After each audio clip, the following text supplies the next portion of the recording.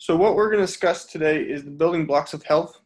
And so what I mean by that is just the different pieces that go into a healthy lifestyle. So what we're going to touch on, we'll start with what is health, and then we'll go into the building blocks themselves and the strategies of how to implement them into your certain lifestyle. And then lastly, we'll go over what a health map is. So before we kind of get into everything, I want you to take a moment and think of what your definition of health or a healthy lifestyle is. So the important factor of this is health or healthy lifestyle is very individualized. To one person, it can mean something, and then to another, it can mean something completely different. And so that's something I want you to think about through this whole presentation. What is your idea of health or a healthy lifestyle? So the World Health Organization, or WHO, has defined health as a complete state of mental, physical, and social well-being, not merely the absence of disease.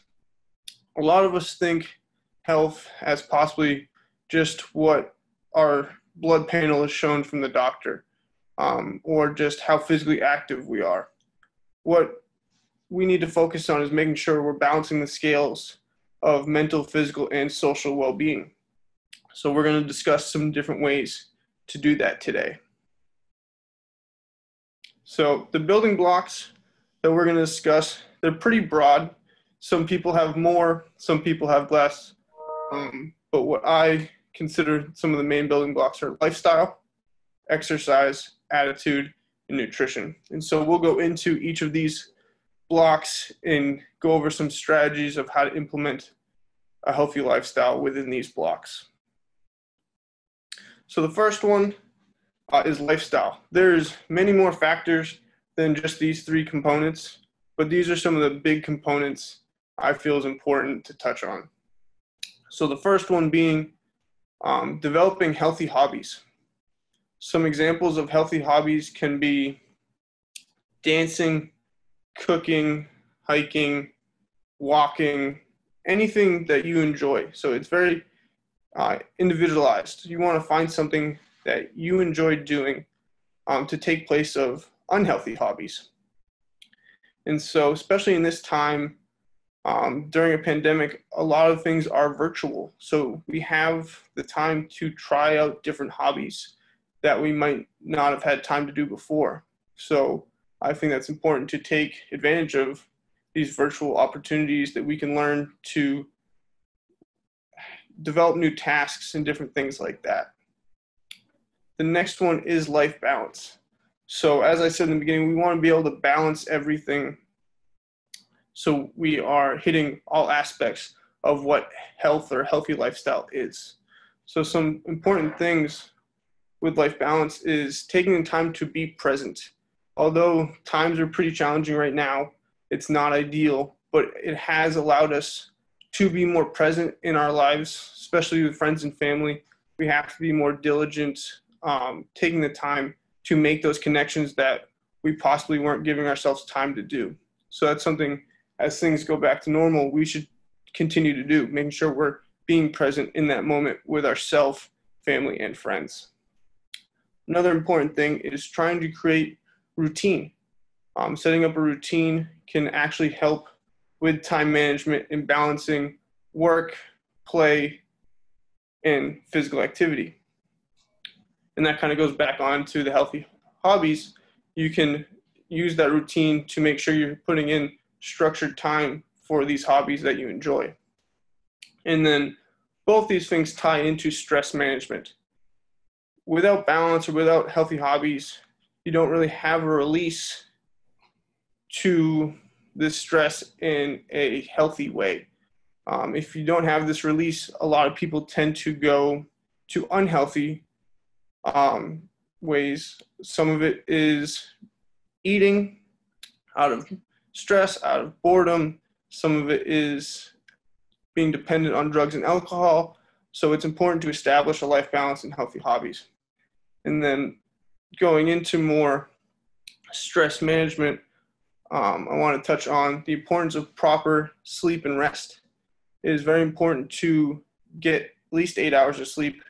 And this kind of goes back into developing a routine. It's important to create a routine before bed, especially, and avoiding using electronics 30 minutes before bed. And I think a good strategy is trying to read before bed. That helps me at night. But one of the big things is trying to go to bed at the same time every night. I know that's extremely difficult, but if you can try to go to bed around the same time, it really helps with your circadian rhythm and keeps the body in line and allows you to actually truly rest and recover from physical activity that you have been doing. Some other ways to deal with stress management is identifying what causes these stresses, being able to avoid them or minimize them. Some of them are unavoidable, but being able to understand what the trigger is and minimize it. And then by creating these healthy hobbies or life balances, you can have a structured schedule that you know you're going to be doing something that you enjoy after this stressful time. So that can help minimize that stress. And then I wanted to kind of go over some of the things stress creates in our life if we don't manage it. So if we don't manage stress, we tend to have chronic fatigue. We tend to have headaches, increased resting heart rate, increased resting blood pressure. We develop muscle tension, and it actually lowers our immune system. So by managing the stress, we can mitigate a lot of those things. Some ways to reduce the stress, some simple ones are just asking for help, whether it's family, friends. Once again, during this time, a lot of virtual options. If you want unbiased opinions on something, there's a lot of virtual counseling going on. And then also just controlling the breath, taking some slow, deep breathing exercises really helps stress, and being able to say no to things. It's important to not crowd your plate, give yourself some time. You need to learn how to be able to say no to certain things. So those are the main topics of lifestyle. So next we'll be moving on to exercise. So one of the other main domains of healthy living or healthy lifestyles is exercise and physical activity. So I wanted to kind of just touch on what the guidelines for healthy Americans are that is set forth by American College of Sports Medicine. So the guidelines suggest that Americans should be getting 150 minutes of moderate exercise or 75 minutes of vigorous exercise. So to figure out if you're meeting those criteria, the easiest way is to track your heart rate. And this can be done by certain heart rate trackers. A lot of us have Apple Watches or Fitbits or just devices that will track our heart rate. And so this equation below shows how to figure out your heart rate and what intensity you're at. So what you do is you take the percentage of the intensity. For example, 50% of your maximal work is in the moderate range. Oh, I apologize. Let me go back. 50% of your maximum heart rate is the moderate range. So if you took your 220 minus your age, subtract your resting heart rate, and then multiply it by 0.5 and add in your resting heart rate, that number is the heart rate you want to get to make sure you're at a moderate intensity. So you'd want to keep that heart rate for the 150 minutes of exercise you do that week. And it's important to remember that is a week of exercise, so you can break it up into digestible amounts. So for example, if you're someone who's already very active, you could just do five exercises of 30 minutes. If you're not active or you're new to physical activity, you can break that down into smaller amounts and work your way up to 150 minutes a week. And then I just want to touch on what the difference between physical activity and exercise is. So physical activity is, you can think more leisure. It's going out for a walk, possibly doing some gardening, some other things. It's not always planned. It doesn't have that much structure. You can kind of just do it whenever. Exercise is more of a structured and planned session and usually entails a higher intensity. So it's kind of the two different differences between those. They're both very important. And then what I wanted to touch on is why exercise is important, and physical activity also, is because it is an internal pharmacy. So exercise actually allows your body to create medicine. So with exercise, you are able to create vasodilators to reduce blood pressure.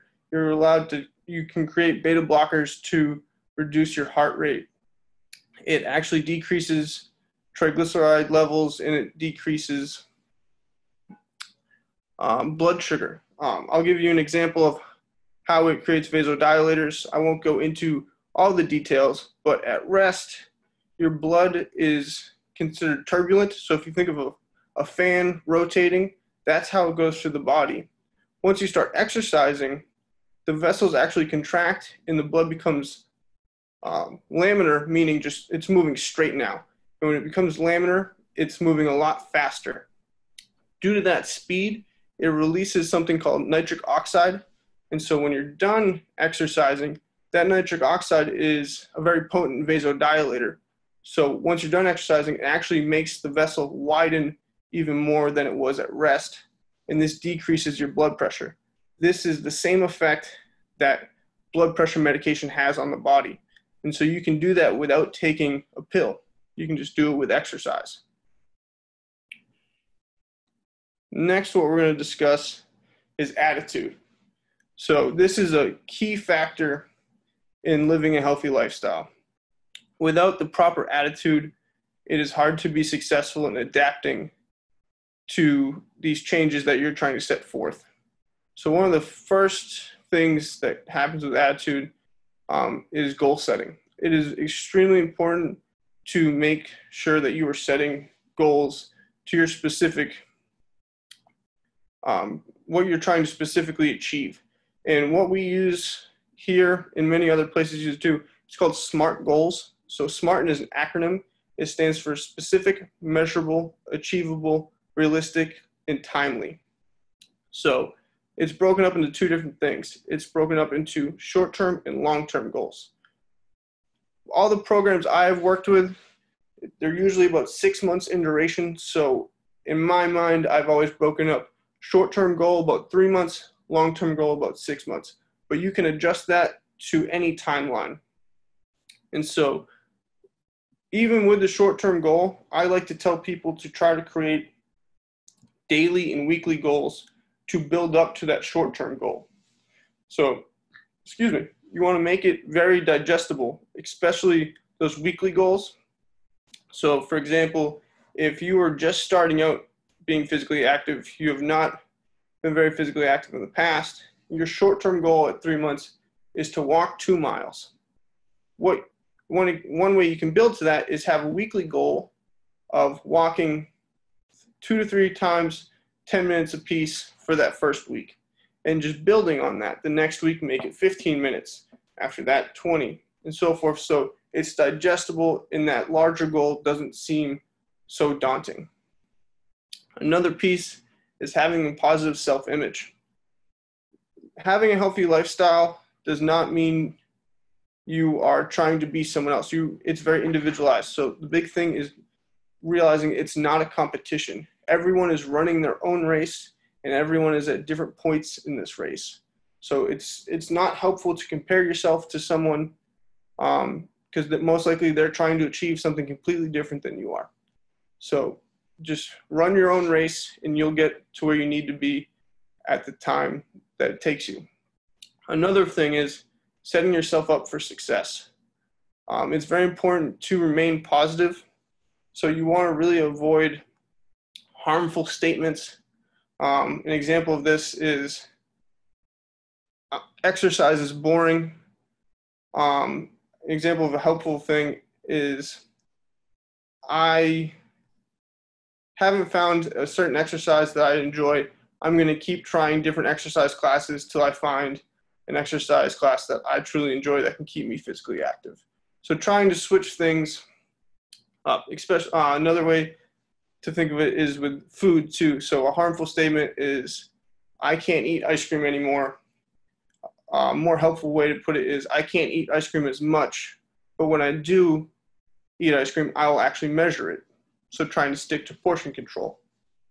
And then the last piece of the attitude that I wanted to touch on is readiness and preparedness to make a change.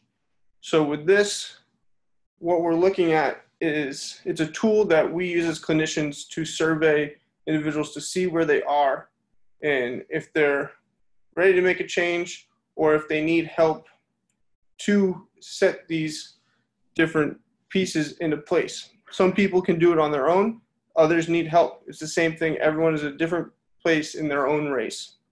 So we actually are building up to offer health coaching here to help individuals get to where they need to be. So that's something we're working towards. And as I said before, healthy lifestyles are not a competition. You really want to make sure you're doing this for yourself and not comparing yourself to others, because it is not a competition. The last main block we're going to talk about is nutrition.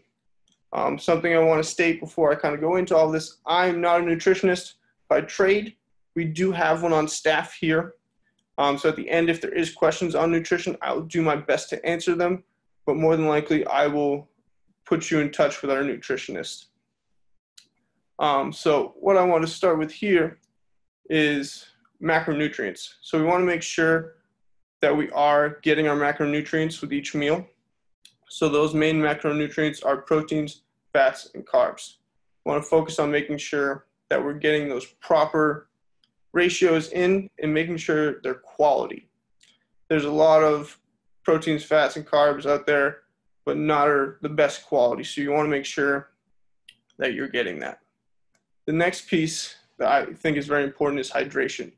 So there's different ways to kind of measure it, but on average, individuals should be consuming about 64 ounces of water a day. And depending on your physical activity per that day, you may need to increase that amount. And especially if you're an individual that is on a diuretic, you are going to want to drink a little bit more than that 64 ounces also, because you are going to be eliminating that those fluids faster than someone who is not on that medication.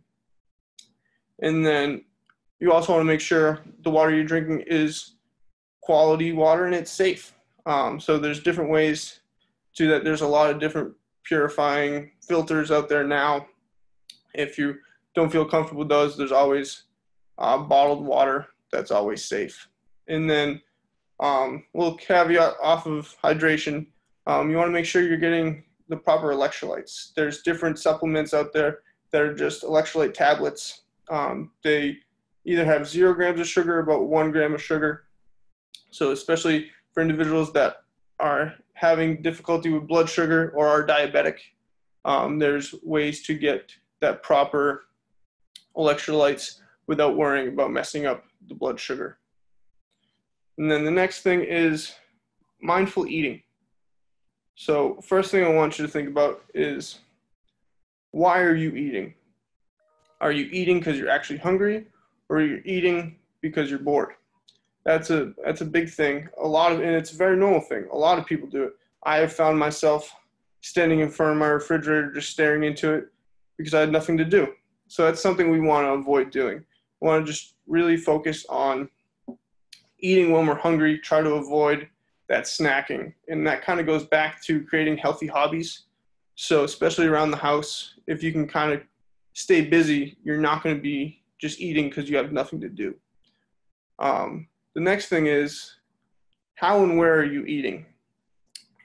A lot of us, I'll speak personally, if I don't pay attention, I find myself eating in front of my television, which is something you should try to avoid.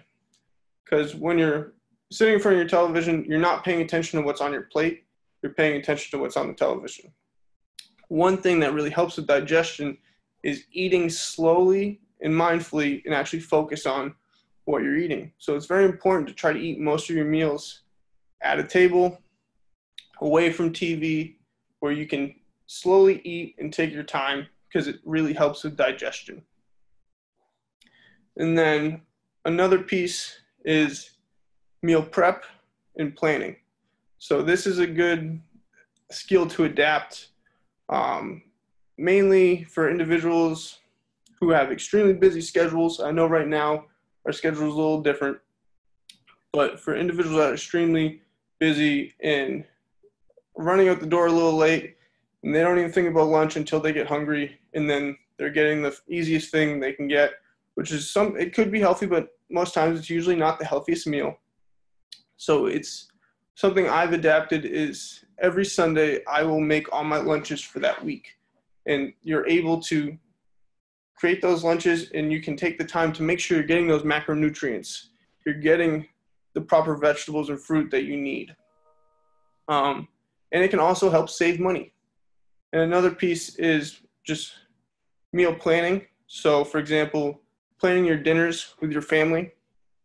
And this is really helpful when it comes to actually grocery shopping. Excuse me. Because when you have meal plans set for those dinners, you know what ingredients you need. So when you're going to the store, you're going specifically for these items, and it can help you avoid getting some of that junk food or snack food that you usually would get, even though you don't need it. And so that's one way to do that. It helps avoid some food that you don't really need, but also can help you save money because you're planning and you're going to have less waste at the end of that week. And then moving on to salts and sugar intake. So something you want to, this kind of goes in with reading labels. Something you want to be diligent about is seeing how much sugar and salt is actually in something. And one of the big things is paying attention to the ingredients. For example, companies have gotten very good about not putting the word sugar. Sugar takes many forms.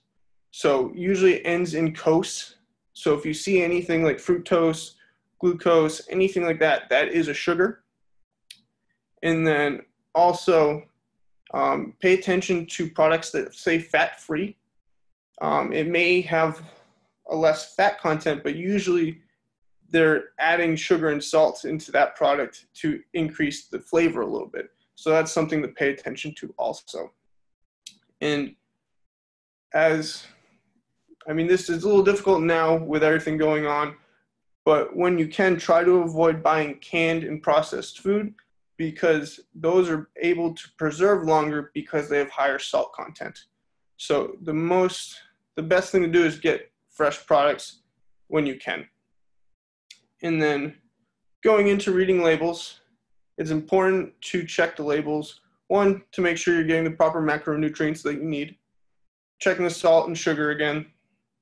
Another big thing is to make sure you're getting enough fiber, which really helps with that digestion. And then you want to make sure there's no hidden preservatives. For example, looking for those different kinds of sugars. And then also something to really pay attention to is how many ingredients are on that label. What you ideally want to see is 10 or less ingredients on that label. And the way the ingredients work is whatever's listed first, those first few mean that has the most of that item. So if sugar is in the first three ingredients, it's probably not the best product. Also, you should try to, a good example of reading the labels, I think the easiest one is looking at peanut butter. So for example, if you think of the kind of household names like Jif or Skippy, if you read that label, there's, 8 or 10 ingredients. And based on what I just said, that's not too bad. But a lot of that is processed food. If you find a more healthier peanut butter, it will actually only say peanuts in oil. And we tend to think oil is not as a good thing. It's a natural oil that's actually coming from the peanuts themselves when it's broken down. So especially if you enjoy peanut butter, it's good to look for something that's healthier, and it should only say peanuts in oil. So that's kind of a good way to practice reading. So another trick is to just take your time in a grocery store. I know we can't really now, but when things go back to normal, and reading different labels. Another activity you can do that's with nutrition and kind of reading labels and being mindful is after you've done grocery shopping, take your receipt and look through it and see if there's anything on there that you could have substituted for something that wouldn't be preservatives, or if they could get fresh produce for something else, or just, am I actually even going to eat this? So it helps to really go back and look at what you actually bought. So next time you can possibly take some of those things out. And so the last thing that we're going to touch on is a health map. So what this is a tool that we use as clinicians to see where our clients are, or even ourselves, on a spectrum of different healthy lifestyle domains. So this one, for example, has 5. We only went over 4. But this is from a platform that we use called Sustainable Health Index. And so each of these domains, the way we get these numbers is we take some surveys and answer these questions, and it gives us our map itself, that little green circle in the middle. As it goes closer to those domains, that's where you get the numbers from. And then you have the overall confidence level. So that's meaning how confident you are to make the changes in these certain domains. And then overall readiness, how ready are you to act on those domains. And so, for example, this is a map that I made for myself. So I got a score of 3, which overall is pretty good. As you get closer to 8, that means you're more at risk for certain things. And then as you get higher and higher, that risk increases over time.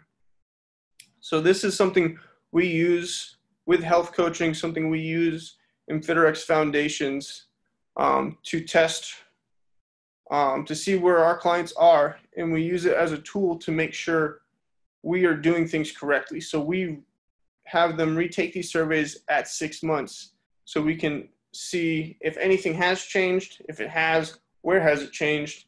And if things haven't changed, we know what we're doing is not working and that we need to restructure these programs to make sure that it is helping. In addition to this health map, Sustainable Health Index actually is a virtual education platform. So our clients that create these health maps get access to over, I want to say, about 8 different stacks of information. And so it's about 6 months of education on different healthy lifestyle domains. So if this is something that anyone is more interested in, I can give them more information on this platform itself. And that is the last thing that we actually had. So we will be opening up to questions now. So if anyone has any questions, feel free to put it into the Q&A section. So I believe we have one. Okay, so the question is, in the ACSM formula, what is the percent for vigorous exercise? You cited 50% for moderate. So for vigorous, so moderate itself is 40% to 59%. Vigorous is 60% to 89%. Okay. So the question is, how did I get interested in this field? So I originally thought I wanted to get into physical therapy, and I actually did not.